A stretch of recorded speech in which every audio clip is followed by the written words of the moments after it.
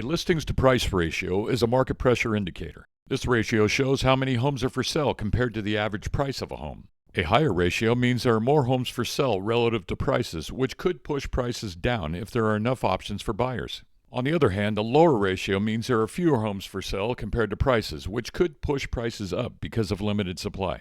This is an early warning system of sorts. We track this ratio over time to see when it goes up or down a lot, which can show if the market is shifting in favor of buyers or sellers.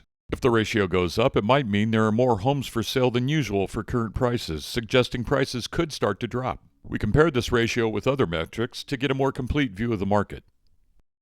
Over time, we can use this price to listings ratio to understand what a balanced market looks like in a given area. For instance, we may notice that when the ratio stays within a certain range, prices remain steady. If the ratio goes above or below this range, it could mean there's either too much or too little supply, helping us anticipate possible price changes. For example, in a balanced market, the ratio might sit around a certain level. If it goes above this level, it may signal too many homes for sale, putting downward pressure on prices. If it falls below this level, it could mean a shortage of homes, pushing prices up. Since this ratio shows a level of inventory compared to home prices, it can also give a rough idea on how affordable the available homes are for buyers. If the number of listings goes up relative to prices, buyers might have more choices and better bargaining power for their money. On the other hand, a lower ratio could mean that buyers face more competition or that prices are high compared to the number of homes available. This grid shows the average monthly percentage change in the ratio of active listings to median home price, adjusted for every $10,000 of home price. It highlights how this ratio fluctuates from month to month, allowing you to see patterns of how inventory levels and prices typically change throughout the year. The following examples cover single-family residential properties only and include all of King County. If you want a more comprehensive analysis of a specific area, feel free to contact us. Before we get into specific examples, be aware that scaling this ratio to a set price unit, in this case $10,000, creates a standardized metric that makes it easier to compare listings to price relationships across different time periods, regardless of how much prices have risen over time. Whether we're using median or average prices, this scaling approach allows us to observe the relative pressure of listings on prices without being skewed by the absolute price level in each region. This is particularly useful for comparing markets like King County with other areas around the country that may have higher or lower levels on average or median metrics. Using King County in Washington State, let's get into some monthly examples of how we can use the total active listings to median price ratio to enlighten us about the seasonality of real estate. If you're located in a different state, then it's entirely possible that seasonality might be different or slightly divergent, though I'm finding more similarities than I'm finding deviations. For our ratio, we're using a month-on-month approach, averaging over 2 decades, which helps reveal any recurring seasonal patterns in the listings to price dynamics and provides insights into how the market tends to behave cyclically. For example, high positive changes in the early months suggest heightened inventory influence, which generally eases through summer only to steeply decline through fall and bottom out in winter, especially in December. January has the year's lowest median prices and a higher listings to price ratio, 6.73%, which suggests more homes for sale compared to demand. This could reflect less buyer interest right after the holidays. The higher ratio means there's enough inventory on the market, but not enough competition among buyers to push prices up, which fits with January's usual market lull. January's average median price is the lowest of the year at $454,886, with February slightly higher at $467,317. These lower prices match the seasonal drop in demand. This suggests that sellers may need to lower prices to attract buyers when there's higher inventory and fewer active buyers during winter. February's ratio decrease highlights an early transition from the winter market, where demand starts picking up but listings haven't surged yet. Early spring demand surge. March often marks the start of the spring real estate season, where buyer activity typically picks up significantly. The positive increase in the listing to price ratio suggests that active listings are starting to rise to meet this demand. However, prices are also likely increasing in response, maintaining a balanced listing to price dynamic without overwhelming price growth just yet. Both April with the LPR of 8.66% and May with the LPR of 8.01% exhibit the highest monthly LPRs while prices continue to climb. This suggests a robust inventory increase during these months, reflecting the seasonal surge in listings that characterizes the peak spring market. The market is able to absorb this increased inventory without impacting prices negatively due to strong buyer demand in spring. The consistency of high ratios in both April and May indicates that prices are resilient even as supply rises, suggesting that demand remains high enough to support price gains.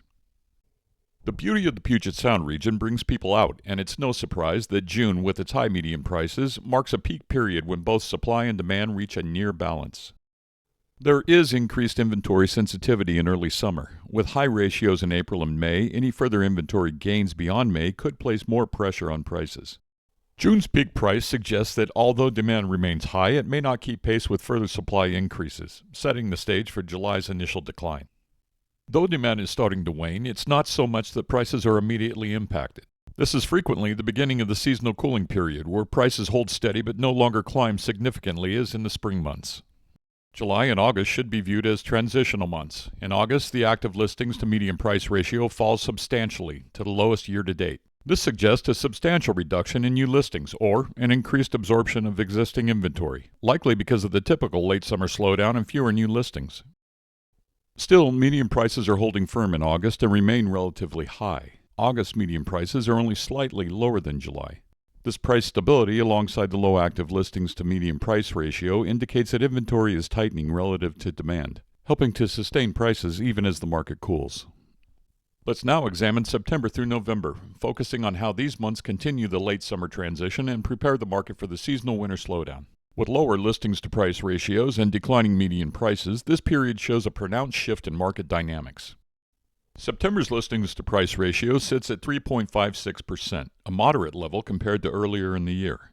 However, the median price drops to $500,573, marking the first significant decrease since the summer. This lower price suggests that buyer demand is cooling even further, with fewer transactions occurring at higher price points, and sellers may be adjusting prices to attract buyers. October is the first month in which there are significant declines in the listing to price ratio. Odd as it may sound, this reduced LPR this time of year can actually help sustain prices even as demand wanes. The combination of fewer listings and steady prices indicates that both sellers and buyers are adopting a wait-and-see approach. Sellers may be holding off on listing or pulling properties from the market, while buyers become more selective as the fall season deepens. However, this balance can be fragile, with further inventory increases potentially impacting prices more directly. November shows the second steepest decline in listings to price ratio of any month at minus 14.44%. This reduction reflects a significant seasonal drop in listings, as fewer sellers list or keep properties on the market. Meanwhile, median prices continue to decline as well, showing that buyer interest has slowed significantly. While fewer listings typically support prices, November's low ratio combined with a price drop suggests that demand is so weak that even limited inventory cannot fully support price stability. We find the study of behavioral economics and psychology of market dynamics fascinating. In real estate, as in many markets, buyers often respond to herd behavior and market sentiment rather than underlying value. At a time when home prices are most appealing, buyer engagement seems to wane. Although choices are limited, this phase offers prime opportunities for value, yet buyers are withdrawing instead of capitalizing on lower prices. The sharp drop in the listings to price ratio, minus 24.92%, alongside a slight price increase in December versus November, could suggest an inventory bottleneck where fewer homes remain available at year's end. Buyers who delayed may face limited options, pushing prices up temporarily. In particular, some NWMLS market areas hint at higher investor demand overtaking available stock. We share those regions with our active clientele. Investor-driven competition could sustain or elevate prices, especially if regular buyers are less active during the holiday season, resulting in a tighter inventory relative to pricing. Please like, comment, and share as we condense decades of experience in an industry that creates more millionaires than any other. Thanks for watching. We always appreciate your time.